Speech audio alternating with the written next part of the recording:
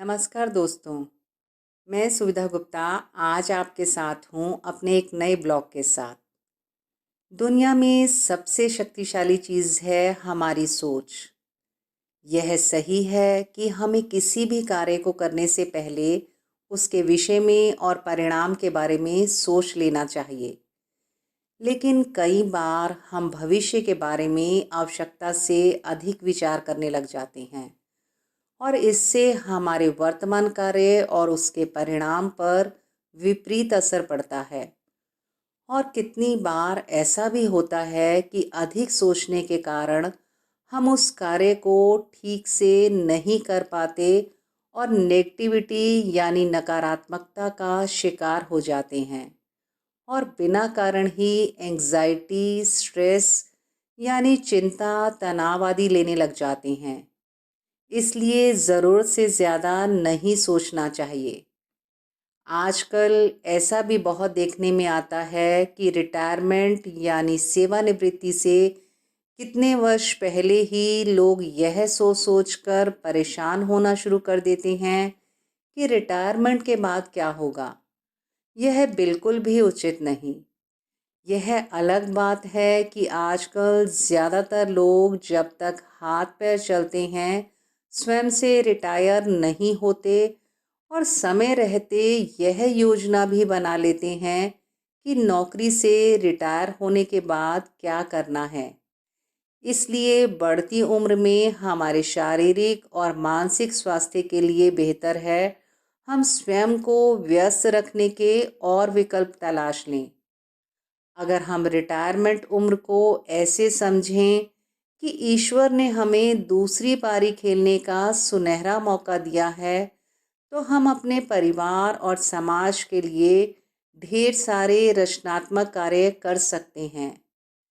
भावी पीढ़ी के ज़्यादातर बच्चे नौकरी करते हैं, इसलिए उनको अपना परिवार सुचारू रूप से चलाने के लिए माता पिता की बहुत ज़रूरत होती है।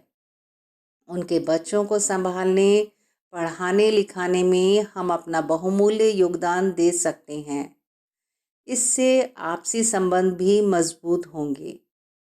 इसके अलावा ऐसा कोई भी शौक या समाज सेवा जो हम नौकरी और पारिवारिक जिम्मेदारियों के चलते समय अभाव के कारण ना कर पाए हों, वह भी हम पूरा कर सकते हैं। किसी ने क्या खूब कहा है, मैं कल को तलाशता रहा दिन भर और शाम होते होते मेरा आज भी चला गया।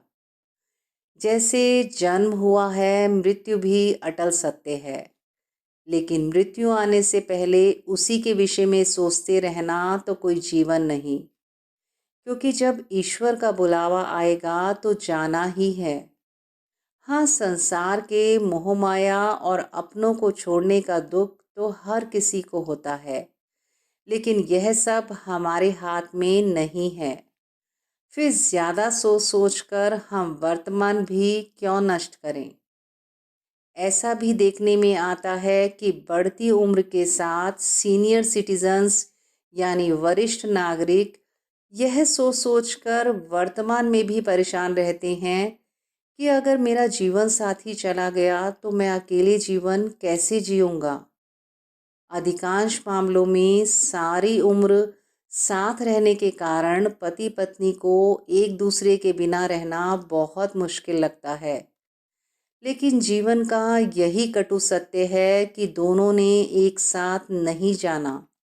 इसलिए जीवन साथी के जाने के बाद नए परिवेश में स्वयं को ढालना और सकारात्मक सोच के साथ जीवन जीना ही अपने और अपने परिवार के स्वास्थ्य के लिए अच्छा है। क्योंकि घर में अगर कोई भी सदस्य परेशान या दुखी रहेगा तो उसका असर घर के अन्य सदस्यों पर भी पड़ता है।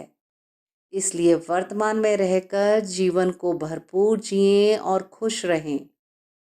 हमारे शास्त्रों में जीवन की 4 अवस्थाएं बताई हैं: ब्रह्मचर्य, गृहस्थ, वानप्रस्थ और संन्यास। तो रिटायरमेंट एज यानी सेवानिवृत्ति की आयु का मतलब है स्वयं को वानप्रस्थ और सन्यासी जीवन के लिए तैयार करना। यहाँ संन्यास का मतलब पहले की तरह जंगल में जाकर जीवन बिताना नहीं है, अपितु घर में ही रहते हुए अपने रिश्तों और भौतिक सुखों से स्वयं को धीरे धीरे डिटैच यानी अलग करना है और अपनी सभी जिम्मेदारियों को भावी पीढ़ी को सौंपकर स्वयं एक उन्मुक्त पंछी की तरह जीवन जीना है। जैसे जब हम संसार में आते हैं तो बिना किसी इच्छा के, बिना किसी परेशानी के आते हैं, ठीक उसी तरह संसार से जाने की तैयारी भी हमें बिना किसी चिंता या बिना किसी बंधन के करनी चाहिए। इसे ही रिटायरमेंट एज या सेवानिवृत्ति की उम्र या कार्य मुक्ति की उम्र कहा जाता है।